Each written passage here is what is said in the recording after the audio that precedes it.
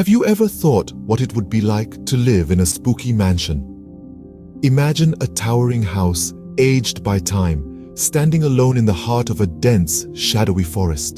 The mansion, with its eerie grey stone walls and cobweb-laced windows, has a chilling, uncanny air about it.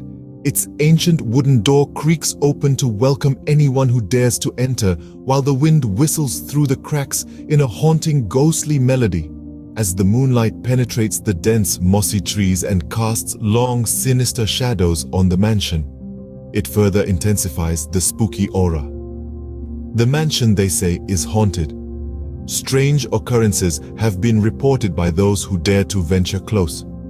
Eerie sounds echo through the night, sending chills down the spine of the bravest souls.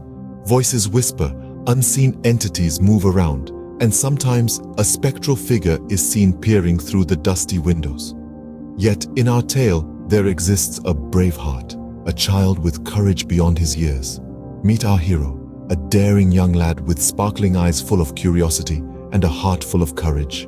He's heard the tales, the spine-tingling stories of the haunted mansion, and instead of being scared, he's intrigued.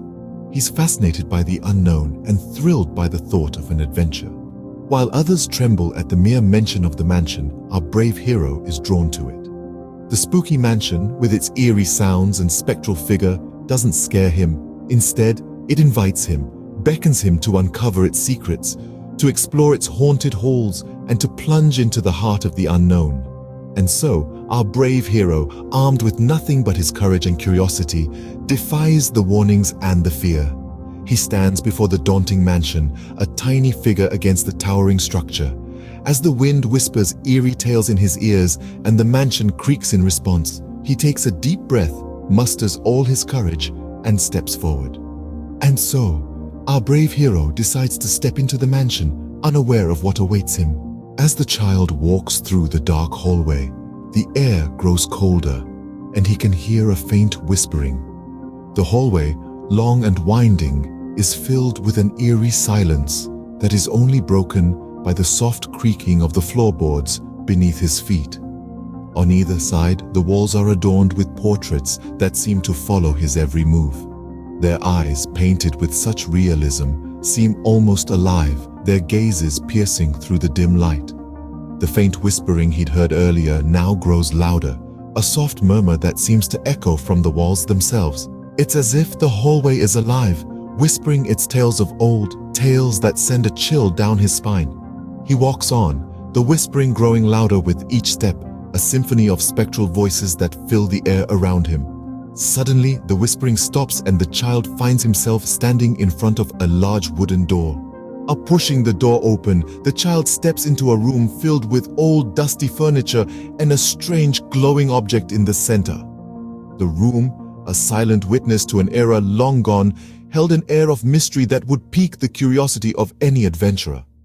The child, with his heart pounding in his chest, felt a magnetic pull towards the pulsating glow in the heart of the room. It was an enigma, a riddle waiting to be solved, and our little adventurer couldn't resist. He tiptoed across the creaky wooden floor, past the cobwebbed corners and the moth-eaten drapes. His eyes, wide with curiosity, were fixed on the strange, glowing object. It was not just an object, it was a siren call to the unknown, a beacon of intrigue in the gloom. With a shaky hand, he reached out to touch it. The glow seemed to hum in response, pulsating rhythmically like a heartbeat. It was warm, almost welcoming, and before he knew it, his fingers brushed against its surface. And then, everything changed. The room, once filled with the remnants of the past, dissolved into a swirl of colors. It felt like an invisible force was pulling him away from the dusty room and into the unknown. The world spun around him, the colors blurred, and before he could make sense of it all, he found himself standing in a different world. The child was no longer in the room. He was somewhere else, somewhere he had never been before. His surroundings were unfamiliar, otherworldly. The sky was a strange shade of blue. The trees were colors he had never seen before, and the air was filled with a scent he couldn't identify. He was in a different world, a world that was not his own, a world that was as intriguing as it was frightening. as beautiful as it was strange. The child, now in a different world, looks around in awe and fear, wondering how he will return home. Suddenly, he hears a soft voice calling his name and turns around to see a ghostly figure. The child's heart thumps like a drum as he gazes at the spectral form shimmering in the dim light of the room. The figure is ethereal, almost dreamlike, and yet strangely comforting. It's like no ghost he's ever imagined, not scary or menacing, but calm and serene. "Who are you?" the child asks, his voice a tremulous whisper. The ghost, with a kind smile that belies its ghostly appearance, begins to tell its tale. "I am the spirit of the one who used to live in this mansion, trapped between this world and the next." The child listens, captivated by the ghost's tale, his fear subsiding with every word. The ghost speaks of a life once lived, of laughter and love that once filled these now eerie halls. It tells of a tragic end, a life cut short, leaving the spirit trapped, unable to move on to the other side. The mansion, once a home filled with joy, turned into a prison for the ghost, a never-ending cycle of loneliness and longing for release. The ghost's eyes, filled with centuries-old sorrow, turn to the child. "I need your help," it pleads, its voice echoing softly around the room. The request hangs in the air, as heavy as the silence that follows. The child, stunned, takes a moment to process what he's just heard. A ghost asking for his help. It's almost too surreal to believe. And yet, as he looks into the ghost's eyes, he sees not fear, but hope.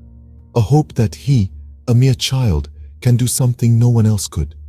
He can help this spirit find peace, help it break free from its spectral chains.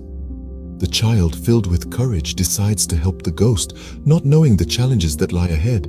He nods, a determined look on his face. He doesn't know what this journey will entail, but he's ready to take it on, ready to face the unknown. After all, isn't that what makes a true hero? The child and the ghost embark on a dangerous journey to find a magical artifact that can set the ghost free. In the heart of a shrouded forest, they begin their quest. Their path is fraught with challenges unseen and mysteries untold. The ghost, with its spectral knowledge, guides the child through the shifting shadows, its ethereal form flickering like a beacon.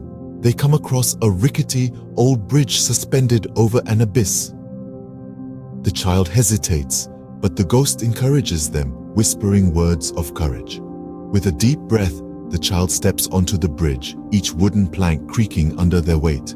The ghost, unable to physically support, hovers close, its presence a comforting assurance. Next, they encounter a labyrinth of thorns. The ghost, with its ability to float, easily navigates the maze, but the child must rely on their wit and bravery. They study the labyrinth, their brows furrowed in concentration, before finally finding a safe path through the prickly barricade. Then they face a series of riddles posed by a grumpy old tree, the gatekeeper to the artifact. The ghost, having lived through centuries, shares its wisdom with the child. Together they solve the riddles, their answers eliciting grudging nods from the old tree. In the darkest corner of the forest, they find a cave. The artifact is within, guarded by a fearsome beast. The child, summoning all their bravery, steps forward, the ghost at their side. With a show of courage and quick thinking, they trick the beast, snatch the artifact, and make a daring escape. Through each challenge, the bond between the child and the ghost strengthens. They navigate the trials with a mix of bravery, wit, and resilience. Their companionship a testament to an unlikely friendship. Finally, after a long and perilous journey, they find the artifact and set the ghost free. The ghost, now free, smiles at the child, its form fading away, leaving behind a child who's grown braver and wiser from their extraordinary adventure. With the ghost now free, the child finds himself back in the spooky mansion. But lo and behold, the mansion doesn't seem spooky anymore. It's as if the child's bravery has washed away all the eeriness. The cobweb-laden chandeliers now shine with a welcoming light, and the once chilling air now carries a soft, warm glow. It's as if the mansion itself is expressing its gratitude. The child can't help but let out a sigh of relief. His heart, which was once pounding with fear, now beats with a sense of accomplishment. A small smile tugs at the corner of his lips as he realizes the transformation he has brought about. The once feared mansion is now a symbol of his courage and kindness. His nervousness is replaced by a sense of happiness and accomplishment. The mansion, which was once a source of fright, now stands as a beacon of bravery and warmth. And so, our brave hero leaves the mansion with a thrilling story to tell his friends and a new ghostly friend.